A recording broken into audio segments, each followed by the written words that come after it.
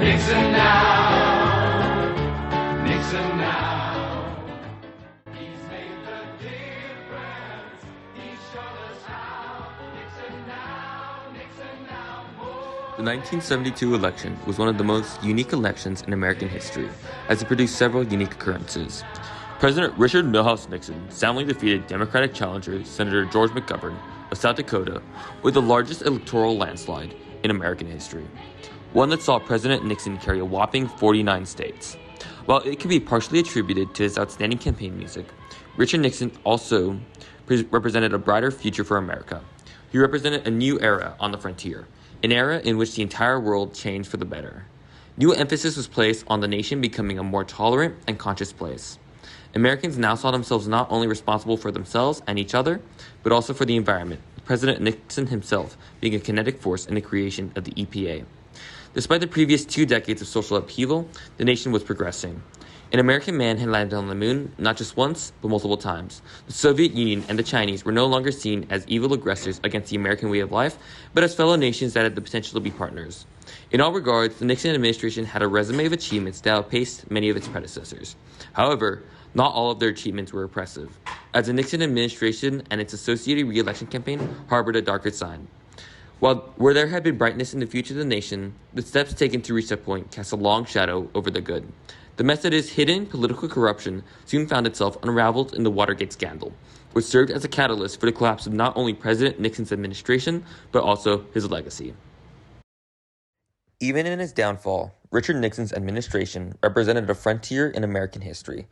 It was not composed of the same optimism previously associated with him, but rather of strong negative connotations leaning towards words like corruption, changing how the news media reports political news to the American public. Watergate, therefore, could be best described as a frontier for how the press and the presidency relate and react to each other in the careful dance that is American politics. But in what ways did Watergate alter the relationship between the press and the most powerful individual in the world? Looking into the present, political coverage is heavily influenced by Watergate, as demonstrated by the terms used in reporting and an increased emphasis on accountability and transparency. However, the most noticeable impact of Watergate is that now it is the most infamous political scandal in American history that takes precedent in contemporary discussions about the use of executive power in the United States, which are dominant in national media, especially within the past few years. Now, to utterly understand its impact, we must understand what exactly Watergate was. The Watergate scandal erupted out of a bungled burglary at the Watergate complex in Washington, D.C. The complex itself housed not only office spaces, but also had a hotel and luxury apartments. In fact, it was a bit peculiar to house the Democratic National Convention headquarters at the complex, as previously Watergate was seen as a bastion for Republican power in D.C., with Republican powerhouses such as Senator Bob Dole and former Attorney General John N. Mitchell amongst its tenants. However, on June 17, 1972, the Watergate complex would no longer be associated with the pride of the GOP, but rather its worst identity crisis since the Great Depression. That morning, security guard Frank Wills found a door that had tape on it, preventing it from locking. Feeling suspicious, Wills called the D.C. Metropolitan Police. Despite having a lookout, 5 burglars were arrested by close officers and taken into custody. If it were not for the crime's location, little press attention would have been paid to the incident. But since the break-in was at the DNC headquarters in an election year, some larger media outlets devoted a few younger and inexperienced reporters to the case. One of those reporters was Bob Woodward of the Washington Post. He would later be joined by Carl Bernstein, and together they would notice some discrepancies between the case and the defendants. For one, the ringleader James W. McCord Jr. had served in the CIA and was a security consultant for the committee to re-elect the president, President Nixon's coordinating agency to win the 1972 election. The burglars were also each contained copious amounts of money of cash on their persons. Checks later connected them with a certain Howard Hunt, who served as a consultant to the White House. Eventually, the investigation by Bernstein and Woodward led them to uncover vast amounts of donated money held in slush funds by the CRP. It ended up that money funded covert operations by the Special Investigations Unit, or the Plumbers, who served as in a special role as intelligence gatherers for the campaign, and of which the burglars were members. The burglars acted on orders from higher authorities, one of whom was Watergate resident John N. Mitchell, the former Attorney General of the United States, who now works for the committee to re-elect the president. For his role in corruption, Mitchell would later serve prison time. He would be joined by fellow CRP member G. Gordon Liddy, who served as a financial counsel for the campaign. They were just a few of the members of the CRP who served prison time. However, up to that point, the administration itself had denied any participation by the president in the scandal. The White House press secretary, Ronald Ziegler, famously called the Watergate break-in a third-rate burglary.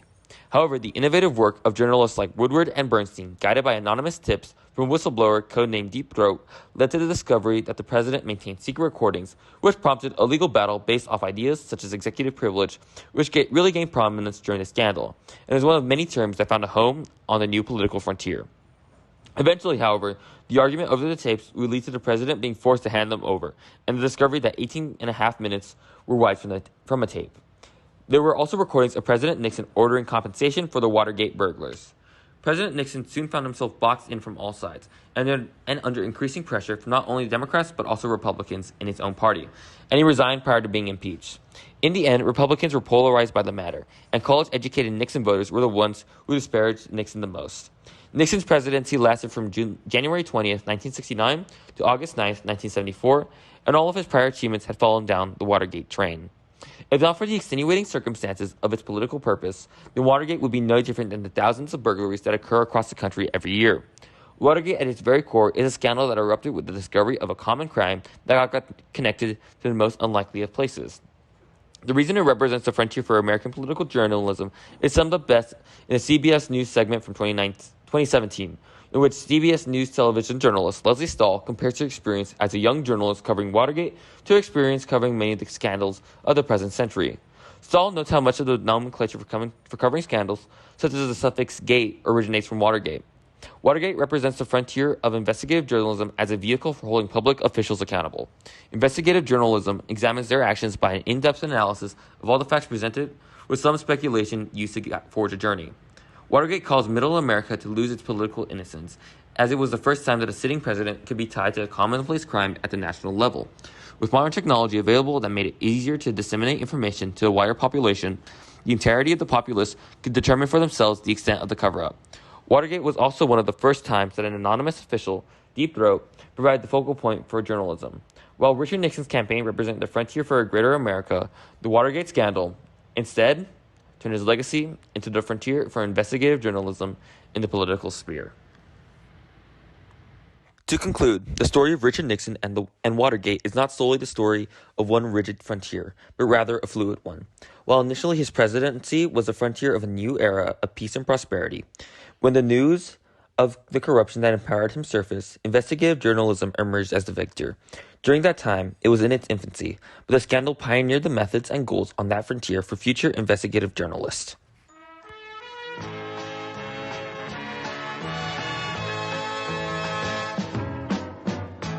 Reaching out to find the way to make tomorrow a brighter day, making dreams reality.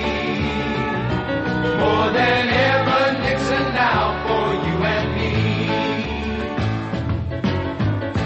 Nixon now,